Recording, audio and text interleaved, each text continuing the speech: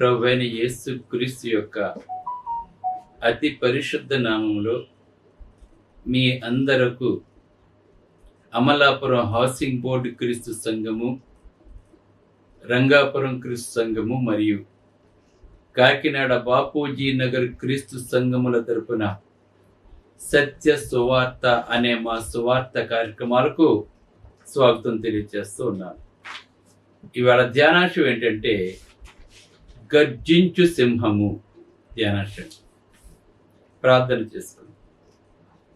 పరిశుద్ధుడైన తండ్రి, పరలోకమందున్న దేవ, నీ పరిశుద్ధ నామమునకు స్తోత్రాలు తెలియజేస్తూ ఇవాళ గర్జించు సింహము అనే అంశం మీద మాట్లాడబోతూ ఉండగా నీవే నాతో ఉండి మాట్లాడమని మా ప్రభువును రక్షకుడైన యేసు క్రీస్తు యొక్క పరిశుద్ధ నామములో ఈ ప్రార్థన చేయుచున్నాను తండ్రి, ఆమేన్.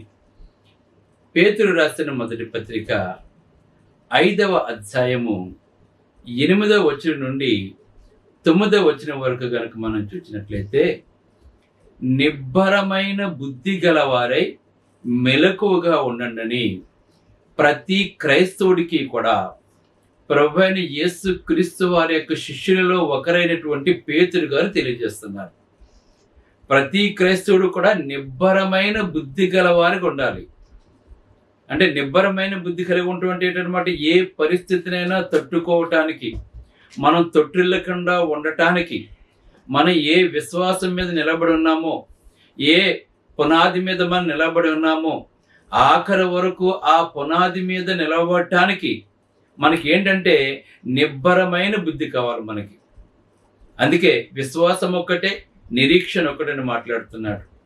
ఈవేళ మనుషులు చంచలమైన మనసు కలిగిన వారై, గాలి ఎటు వేస్తే చెట్టు ఎలాగైతే మొక్క వంగుతూ ఉంటుందో, ఈవేళ మనుషుల యొక్క స్వభావాలు కూడా అలాగే ఉంటున్నాయి. అందుకే ఏ ఎండకా గొడుగు అని ఒక సామెత ఉంది. అంటే ఎలా పడితే అలాగా కొంతకాలం మనతో ఉంటాడు, తర్వాత మళ్ళీ ఇంకొకరి దగ్గరికి వెళ్ళిపోతాడు, మళ్ళా తర్వాత ఇంకొకరి దగ్గరికి వెళ్ళిపోతూ ఉంటారు. చంచలమైన మనసు, ఒకదాన్ని అంటి పెట్టుకుని ఉంటాడు వాళ్ళు, సత్యముని అంటి పెట్టుకుని ఉంటాడు వాళ్ళకి. ఇటువంటి వారిని ఏమంటే నిలకడ లేనటువంటి వారండి. కానీ మనమైతే అలా ఉండకుండా ఎలా ఉండము, నిబ్బరమైన బుద్ధి గలవారై. శిష్యులు చూడండి, ఒక పక్కన చెప్పుకుంటూ వస్తున్నా సరే వారు నిబ్బరమైన బుద్ధి గలవారుగా ప్రభు కొరకు మేము చావటానికి కూడా సిద్ధము అని వారు స్టాండ్ అయిపోయారండి. వాళ్ళు ఒక దాని మీద స్టాండ్ అయిపోవటం, మనం నమ్మిన సిద్ధాంతం నుంచి తొట్టిల్లకుండా ఉండటం. అది తప్పు అయితే తొట్టిల్లాలి. మనం నమ్మిన సిద్ధాంతం తప్పు అయితే కరెక్ట్లోకి రావాలి. కానీ మనం కరెక్ట్గా ఉన్నప్పుడు దాన్ని అంటి పెట్టుకుని ఉండాలి. ఇవాళ మనుషులు నిజాన్ని నమ్మటం లేదు, మనుషులు అబద్ధాన్ని నమ్ముతున్నారండి. ఈవేళ మనుషులు సత్యంలో జీవించటం లేదండి, అసత్యంలో జీవిస్తున్నారు ఈవేళ. అందుకే నిబ్బరమైన బుద్ధి గలవారిగా ఉండాలి, మెలకువగా ఉండాలి. మనం మెలకువగా ఉంటాడంటే అర్థం ఏంటి? శత్రువు ఒకవేళ వచ్చి అటాక్ చేస్తాడేమని చెప్పి బార్డర్లో సైనికులు ఎలాగైతే ఎలర్ట్గా ఉంటారో, అలాగనే మన శత్రువు అయినట్టు సాతాను ఎప్పుడు అటాక్ చేస్తాడో, ఏ విధంగా అటాక్ చేస్తాడో మనకు తెలియదు గనక మనము నిబ్బరమైన బుద్ధి గలవారిగా ఉండాలని చెప్పి దేవలేఖనం మనకు తెలియజేస్తుంది. మెలకువగా ఉండి, బలవంతులైండి, పౌరుషము గలవారైనమని చెప్తున్నాడు పౌలండి. మనం ఎప్పుడు అలర్ట్గా ఉండాలి, మెలకువగా ఉండాలి. ప్రభు ఇప్పుడే వచ్చేస్తున్నాడేమో, నేను ప్రభుత్వం వెళ్ళిపోవాలని చెప్పి మనం ఎలా ఉండాలి? మెలకువగా ఉండాలండి. బుద్ధిగల కన్యకులు, బుద్ధి లేని కన్యకులు చూసినట్లయితే పెండ్లి కుమారుడు వచ్చినప్పుడు బుద్ధి లేని వారు నిద్రపోయారండి. వాళ్ళు ఎలర్ట్గా లేరు. వారు పెండ్లి కుమారుని వెంట వెళ్ళలేకపోయారండి వాళ్ళు. మనమైతే అలా ఉండకుండా మెలకువ కలిగి జీవించాలని చెప్పి దేవలేఖనం తెలియజేస్తుంది. ఎందుకంటే మీ విరోధి అయిన అపవాది, మన విరోధి అయినటువంటి అపవాది ఏం చేస్తున్నాడంటే, గర్జించు సింహము వలె ఎవరిని మృంగుదునా అని వెతుకుచూ తిరుగుచున్నాడండి. వాడి ఉద్దేశం అంటే వెతకడం, అంటే ప్రభువుకు దూరంగా ఉంచాలి, ప్రభు పని పాడు చేయాలి, ప్రభు సంఘాన్ని పాడు చేయాలి, సత్యమునకు చోటు ఇవ్వకుండా చేసేయాలి, అబద్ధాలు నడిపించాలి. ఏదైనా తోటలో దేవుడు నరులను యథార్థవంతులుగా చేస్తే ఒక అబద్ధం చెప్పి వాళ్ళను మరణం వరకు తీసుకుని వెళ్ళిపోయినటువంటి వాడండి అపవాది. అప్పుడు ఏదైనా తోటలో మొదలుపెట్టిన అబద్ధం ఇప్పటి వరకు కూడా అది కంటిన్యూ అవుతూనుంది. ఆనాడు ఏదైనా తోటలో ఆదాము అవ్వలు అబద్ధాన్ని ఎలాగైతే నమ్మారో ఇప్పుడున్న క్రైస్తవులు కూడా అదే అబద్ధాన్ని నమ్ముతున్నారు, అదే అబద్ధంలో జీవిస్తున్నారండి. ఎందుకంటే దేవునికి దూరం చేయడమే అపవాదిక పని. వాడు గర్జిస్తూ ఉంటాడు, అందుకే మాట్లాడతాడు, మీ విరోధి అయిన అపవాది గర్జించు సింహము వలె. ఏం చేస్తాడు? తిరుగుతుంటాడు వాడు. గర్జించు సింహము వలె. సింహం కాదండి, సింహంలా గర్జిస్తాడండి వాడు. వెతుకుచు ఎవరిని మృంగుర్దునా అని వెతుకుచూ తిరుగుచున్నాడు. ఇవాళ ఏదైనా చోట్ల ఆదాముల వల్ల బలైపోయారు. ఇవాళ మనం కూడా చాలా మంది బలైపోతున్నారు. ఇవాళ అనేక మంది వాడి కోరల్లో చిక్కుకుంటున్నారండి. ఇవాళ అనేక మంది మరణానికి పాత్రలు అయిపోతున్నారండి. మరణాన్ని జయించవలసిన మనము మరణానికి పాత్రలు అయిపోతున్నారు, రెండవ మరణానికి పాత్రలు అయిపోతున్నాం మనం. గర్జించు సింహం వల్ల వాడు ఏం చేస్తున్నాడండి? వాడు సింహం యొక్క గర్జన దాదాపు 5 మైళ్ళ వరకు వినపడుతుందట. సింహం గర్జిస్తే దాని యొక్క గర్జనకు ఆ శబ్దం 5 కిలోమీటర్ల వరకు వినపడుతుందటండి.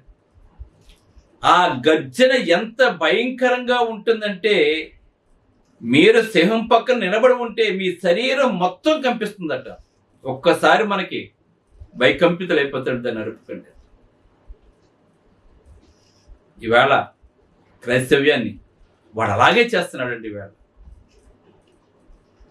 గర్జిస్తున్నాడండి. ఈవేళ మనుషులు భయపడుతున్నాడండి. వాడి వేళ భయం మనిషిని చేతగాని వాడిని చేసేస్తుంది. వాడు గర్జిస్తున్నాడు, ఎందుకంటే భయపెట్టడానికి. ఎందుకు గర్జించడానికి కారణం ఏంటి? ఒకటి, భయపెట్టడానికి. ఎందుకంటే ఆ సింహం యొక్క ఆ గర్జనకు ఆ అడవిలో ఉన్నటువంటి జంతువులన్నీ కూడా భయపడి పారిపోతాయండి. భయపడి పారిపోతూ ఉంటాయి ఒక్కసారి గర్జించిందంటే.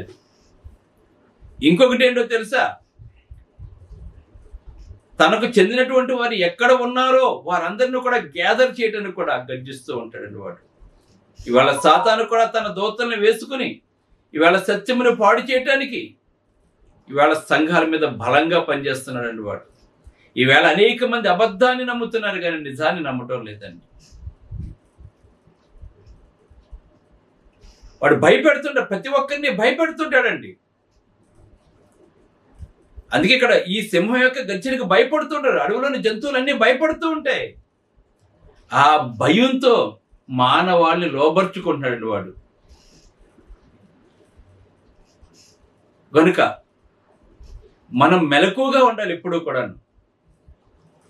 మెలకువ కలిగి ఉన్నటువంటి దాని అర్థం ఏంటి? ఎలర్ట్గా మన నమ్మిన సిద్ధాంతాన్ని విడిచిపెట్టకుండా, సత్యాన్ని విడిచిపెట్టకుండా, సంఘాన్ని విడిచిపెట్టకుండా, ఎన్ని ఆటంకాలు అవరోధాలు ఎదురైనా కూడా మనం విశ్వాసమునకు కర్తయు దానిని కొనసాగించి వాడిని యేసు వైపు చూచుచు మన పందెంలో మనం ముందుకు పరిగెత్తాలి. అదే దేవుడు తెలియజేస్తున్నాడు. ఈ భూభాగాన్ని ఆక్రమించుకోవడానికి సింహం గర్జిస్తుందండి. అంటే అడవి ప్రాంతం అంతా నాదే, ఇక్కడ వేరొకరు ఉండకూడదు అని అదేం చేస్తుందంటే గర్జిస్తుంది. అడవికి రాజుగా ఉంటుందండి. ఈవేళ అపవాది కూడా ఈ ప్రపంచం అంతా నాదే, ఈ ప్రపంచం అంతా నాతోటి నా దోతులతోటి నిండిపోవాలి, అబద్ధంతో నిండిపోవాలని చెప్పి వాడు ఏం చేస్తున్నాడు అంటే వాడు మనుషుల్ని భయపెడుతున్నాడు. వాడు భయపెట్టి సామ్రాజ్యాన్ని విస్తరించుకుంటున్నాడండి వాడు. అడవికి రాజు సింహం ఎలాగో ఈవేళ అపవాది కూడా. అందుకే ప్రభువైన యేసుక్రీస్తు వారిని లోకాలన్నీ చూపించి ఇవన్నీ నీకు ఇచ్చేస్తాను, నా పాదాలకు నమస్కారం చేయమన్నాడంటే సాతాను వాడు ఎంత అధికారాన్ని పొందాడో అప్పట్లో మీరు అర్థం చేసుకోండి. అపవాది క్రియలు లయపరచడానికే ప్రభువైన యేసుక్రీస్తు వారు ఈ లోకంలోకి వచ్చాడు. అపవాది క్రియలు లయం చేస్తాడండి. అందుకే ఇది సింహం కాదు, సింహంలా గర్జిస్తుంది, నిజమైన సింహం కాదండి అది. ఇది మనం గమనించాలి. దాని కోరలు పీకేశాడు దేవుడు. అయినా కానీ మోసం, అబద్ధం, భయంతో ఈ మూడింటిని ప్రజల మీద ఉపయోగిస్తుందండి. ఆకర్షణ, మోసం, అబద్ధం. ప్రతి ఒక్కరూ మోసానికి, అబద్ధానికి గురైపోతున్నాడు. ఈవేళ ప్రపంచంలో ఎక్కడా కూడా నిజం లేదు. అబద్ధం, మోసం రెండే. ఈ రెండింటి మీదే ప్రపంచం అంతా కూడా ఉందండి. దాన్నే ప్రజలు నమ్ముతున్నారు. కానీ ప్రభువైన యేసుక్రీస్తు వారు అయితే నేనే మార్గమును, సత్యమును, జీవమును, నా ద్వారా తప్ప తండ్రి యొద్దకు ఎవరూ కూడా రాలేరని చెప్పారు కనుక మనం ఏం చేయాలంటే ప్రభువైన యేసు క్రీస్తుని మాత్రమే వెంబడించాలి. అపాది క్రియలు లయపరచాలి. ఆ లయపరిచే శక్తి మనకి ఇచ్చాడు దేవుడు. వాటి తుత్తునీళ్ళగా చేసేయాలి. అది గర్జించడం మనం భయపడకూడదండి. దేవుడు తెలియచేస్తున్నాడు ఇక్కడ, నిబ్బరమైన బుద్ధి గలవారై మెలకు ఉండమని చెప్తున్నాడు దేవుడు. కనుక మనం ఈ లోకంలో చాలా అలర్ట్గా ఉండాలి. మనం దేవుడు మనకు ఊపిరిచ్చినంత వరకు కూడా మనం నమ్మకంగా ఉండాలి. మనం దేవునికి ఇష్టలుగా ఉండాలి. మనం ఎన్ని కష్టాలు, నష్టాలు, శోధనలు ఎదురైనా కూడా మనం అపోస్తలులు ఏ విధంగా అయితే ముందుకు సాగిపోయారో మనం కూడా అలాగే సాగిపోవాలి. అందుకే తెలియచేస్తున్నాడు ఇక్కడ. ఏమైనా మాట్లాడుతున్నాడు, గర్జించే సింహం వలె ఎవరిని మృంగుదునా అని తిరుగుతున్నాడండి వాడు. కనుక అపవాదికి చోటు ఇవ్వకండి, సత్యానికి లోబడండి. ప్రభువైన యేసు క్రీస్తుని మాత్రమే వెంబడించండి. ఆయన బోధలు మాత్రం వెంబడించండి. ఆయన బోధ కూడా కలపకూడదు, తీయకూడదండి. ఈవేళ అబద్ధ బోధలు ఎక్కువైపోతున్నాయి, అబద్ధికులు ఎక్కువైపోయారండి. ఇటువంటి వారి వల్ల క్రైస్తవం ఎంత భయంకరంగా ట్రోల్ చేస్తున్నారు అర్థం చేసుకోండి. వాళ్ళు నిజమైన దేవుని యొక్క సేవకులైతే ప్రభువైన యేసుక్రీస్తు నామానికి అవమానం కలిగించరండి. ఈవేళ అబద్ధాలతో బయలుదేరుతారండి. పళ్ళికలు ఇచ్చుకుంటూ అబద్ధాలు మాట్లాడుతుంటూ అనేక మందిని ఇవాళ చెప్పకూడనటువంటి వాటి గురించి మాట్లాడుతూ ఇవాళ క్రైస్తవైన అపాసం పాలు చేస్తున్నారు కొంతమంది సువార్తలు. కనుక మనమైతే అలా కాకుండా, వాడు వలలో వేసుకోవడానికి ప్రయత్నం చేస్తుంటాడండి, వాడు ఎర చూపిస్తుంటాడు, వాడికి దాహం తీరదండి. కనుక మనము ఆ అపాది క్రియలకు లయం కాకుండా అపాది క్రియలను లయపరిచేలాగా మనం ఉంటూ వాడు గర్జించి సింహాలు ఎవరిని మింగుదనని ఎదురు చూస్తున్నాడు. కనుక వాడు ఉచ్చులో పడకుండా యేసు వైపు చూచు, యేసు యొక్క బోధలు వింటూ, ఆత్మతో సత్యముతో ఆరాధిస్తూ, ప్రార్థన ద్వారా సమస్తాన్ని చేద్దాం. క్రీస్తుకు ప్రియమైన శిష్యులుగా ఉందాం. ఆయన రాకడ కొరకు ఎదురు చూద్దాం. అనేక మందికి సత్యాన్ని ప్రకటిద్దాం. ప్రార్థన చేసుకుందాం. పరిశుద్ధుడైన తండ్రి, పరలోకమందున్న దేవ, నీ పరిశుద్ధ నామమునకు స్తోత్రాలు తెలియజేస్తున్నాను తండ్రి. అపవాది ఎవరిని మృంగుదునా తండ్రి, గర్జించు సింహం వలె, సింహం కాదని సింహం వలె వాడు తిరుగుతున్నాడు ప్రభు. కనుక నిబ్బరమైన బుద్ధి గలవారుగా, మెలకుగా ఉండేవారుగా మమ్మల్ని చేయమని వేడుకుంటూ, అనేక ఆత్మలు రక్షించడానికి శక్తివంతమైన సాధనాలుగా చేయమని, ఈ వాక్యమైన ప్రతి కుటుంబాన్ని పేరు పేరు వరుసన బలపరిచి, నిత్య జీవానికి ప్రతి ఒక్కరిని వారసులుగా చేసి, వారి అక్కర్లు తీర్చి, బలహీనతను బలపరిచి, భయం అనేది ఎవరి జీవితాల్లో కూడా క్రైస్తవుల జీవితాల్లో లేకుండా చేసి, భయాన్ని భయపెట్టేవారుగా చేయమని క్రీస్తుని వేడుకుంటున్నాం తండ్రి. ఆమేన్. మీ అందరికీ వందనములు. God bless you. Brother George Raju Vara, Church of Christ, Housing Board, Amalapuram, near KIMS Medical College, Konaseema district, 538201. Mobile number 9848730355, 92933174174. Email ID georgerajuvara@gmail.com. Website www.helpingforpoor.com.